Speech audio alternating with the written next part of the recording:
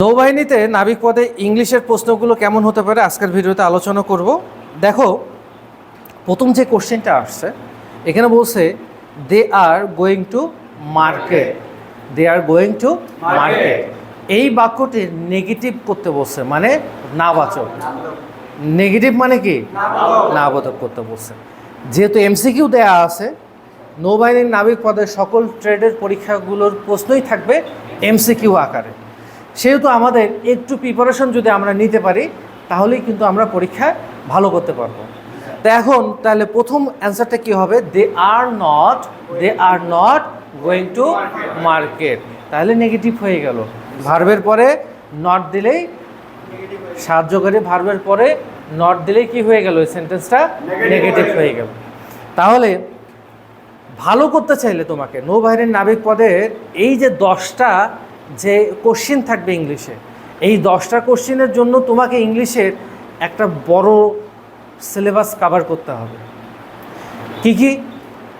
Tense পড়তে হবে, right form of verb, এরপরে প্রিপোজিশন, আর্টিকেল, এরপরে ট্যাগ কোশ্চেন্স, এরপরে হলো ট্রান্সলেশন থাকবে, বাংলা দেয়া থাকবে, সেটা ইংলিশ করতে হবে ট্রান্সলেশন, ঠিক আছে কি? এরপরে আর কি থাকলো? পার্টস অফ স্পিচ থাকবে, ভয়েস চেঞ্জ থাকবে, সিনোনিমস থাকবে, অ্যান্টোনিমস থাকবে। কি বুঝতে পারছি? তাহলে দেখো কতগুলো জিনিস হয়ে গেল। এগুলো পড়ছো না তোমরা? পড়ছো তো? ক্লাস 1 থেকে আমাদের ইংলিশ পড়া শুরু হয়েছে, হয়েছে তো? আবার স্পেলিং কারেকশন করাও থাকতে পারে। একটা ভুল ওয়ার্ড দিবে, বলবে এই ওয়ার্ডটার কারেক্ট কোনটা, সঠিক কোনটা হবে, সেটাও দিতে হবে। যেমন বাংলাতে শুদ্ধ অশুদ্ধ আছে না, তেমনি ইংলিশেও এরকম শুদ্ধ এবং অশুদ্ধ থাকবে, সেটা দিতে হবে। কি ঠিক আছে কি? তাহলে ইংলিশের জন্য তোমাদেরকে এখান থেকে যতগুলো শিট দিছি, তুমি শুধু নৌবাহিনীর নাবিক পদের পরীক্ষায় না, বাংলাদেশের যে কোনো সরকারি চাকরির পরীক্ষা 11 গ্রেড থেকে 20তম গ্রেড পর্যন্ত চাকরির পরীক্ষায় তুমি সফল হতে পারবে। মানে তোমাকে বেসিকটা দিয়ে দিছে, বেসিক র এর উপরে কোশ্চেন হয়েছে। কি বুঝতে পারছি কি? যেহেতু আমরা ইংলিশ ছোটোবেলা থেকে পড়ি একটু ভয় নিয়ে, সেই কারণে ইংলিশে আমাদের একটু দুর্বলতা থেকেই যায়। তো এখন দুর্বলতা থাকলে তো আবার সরকারি চাকরি পাওয়া যাবে না। তুমি গুড়ের মিঠা খাইতে চাও কিন্তু পরিশ্রম করবা না, তাহলে তো আর হলো না। হলো? যে ইংলিশের শিটগুলো নিয়ে যাচ্ছ বাসায়, এর বাইরে থেকে প্রশ্ন আসবে না। এখান থেকে পুরো বিষয়ের উপরেই সুন্দরভাবে তোমাদেরকে কোশ্চেন নোট করে দেওয়া আছে। শুধুমাত্র একটু পড়তে হবে, বাসায় প্র্যাকটিস করতে হবে, তাহলে তুমি কমন পাবা। এখন তুমি ইংলিশ কলেজে পড়ছো, কলেজে ইংলিশ আছে না? কলেজ শেষ করে তুমি ভার্সিটিতে যাবা, অনার্স লেভেলে যাবা, সেখানেও তো ইংলিশ গিয়ে পড়তে হবে। সো ইংলিশের গুরুত্ব অপরিসীম, ঠিক আছে কি? নেক্সট কোশ্চেনটা দেখো, কোনটি সাহায্যকারী ভার্ব? কোনটি সাহায্যকারী ভার্ব? বলছে গো, ডু, অ্যাম এবং প্লে। গো মানে যাওয়া, ডু মানে করা, প্লে মানে খেলা, আর অ্যামটা হচ্ছিল সাহায্যকারী ভার্ব, অর্থাৎ হেল্পিং ভার্ব, ঠিক আছে কি? অ্যাম, is or are, have, has, was, were, they are also called helping verb. Clear? Yes, sir. কাম এর পাস্ট ফর্ম কি হবে? কাম এর পাস্ট ফর্ম দেখো, প্রেজেন্ট, পাস্ট, পাস্ট পার্টিসিপল, এগুলো ভার্বের আছে না? এগুলো থেকেও কিন্তু প্রশ্ন পরীক্ষায় এসে থাকে। সো বলছে কাম এর পাস্ট ফর্ম কি হবে? কেম, CAME, কেম। কাম এর পাস্ট ফর্ম কেম, আর পাস্ট পার্টিসিপল কি হবে? কাম। কি হবে? কাম। অ্যাকটিভ থেকে প্যাসিভ করতে বলছে I write poems, I write poems, কি হবে? Poems are written by me. Voice থেকে প্রশ্ন আসছে, poems are written by me, poems are written by me. Voice থেকে একটা প্রশ্ন অবশ্যই আসবে নাবিক পদে, তুমি যে শাখাতেই পরীক্ষা দিতে যাও, ঠিক আছে কি?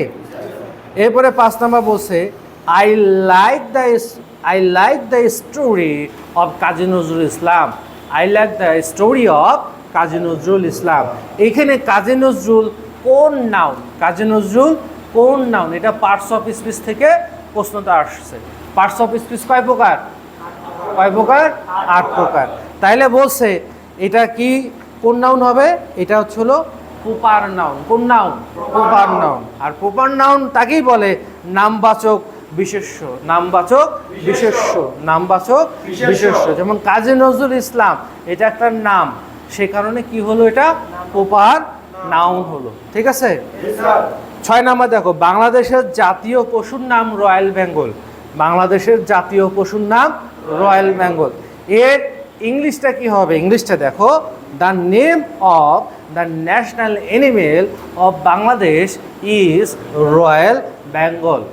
Is royal Bengal. ঠিক আছে? ক্লিয়ার? এরপরে 7 নাম্বার দেখো, she wants to become dash engineer. এটা আর্টিকেল থেকে প্রশ্ন আসছে। কি হবে? অ্যান। কি হবে? অ্যান। অ্যান কেন আমরা দিলাম ইঞ্জিনিয়ারের আগে? অ্যান কেন দিলাম?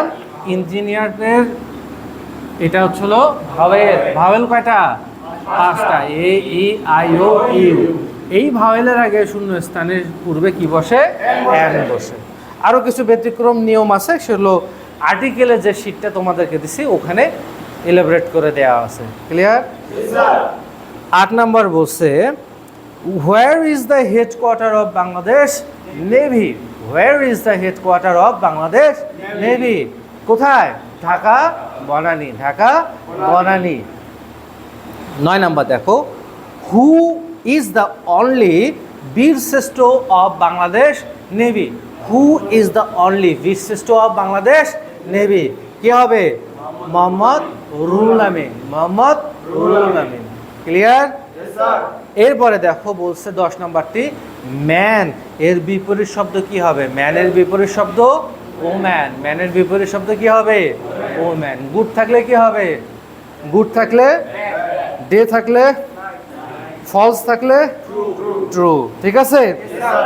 এই রকম প্রশ্নগুলো আমাদেরকে বেশি বেশি করে পারতে হবে, কারণ হাতে সময় খুবই কম। আর কয়েকটা দিন পরে নৌবাহিনীর নাবিক পদে সার্কুলার আসবে। সে সার্কুলারে তোমরা অবশ্যই আবেদন করে পরীক্ষা দিতে যাবা। শুধুমাত্র মাঠে গেলেই পরীক্ষায় চান্স পাওয়া যায় না, মাত্র 400-450 জন করে নৌবাহিনীতে চান্স হয়। এর মধ্যে নিজেকে রাখতে চাইলে অন্তত পক্ষে হাতে 2 মাস 3 মাস সময় রেখেই প্রস্তুতি শুরু করতে হয়। এটাই পরীক্ষার নিয়ম। অনেকে 11th আওয়ারে এসে প্রস্তুতি শুরু করে বা কোচিং শুরু করে, এটা হয় বোকামি। কারণ অনেকের বেসিক এতটাই দুর্বল থাকে যে তার বেসিক শিখাইতেই সময় 15 দিন 20 দিন 1 মাস চলে যায়। সো যদি টার্গেট থাকে নৌবাহিনীর নাবিক হওয়া, তাহলে যারা তোমরা আছো, যারা ভিডিও দেখছো, আজকে থেকেই প্রস্তুতি শুরু করতে হবে, না হলে স্বপ্ন পূরণ হবে না। ক্লিয়ার? Okay, thank you.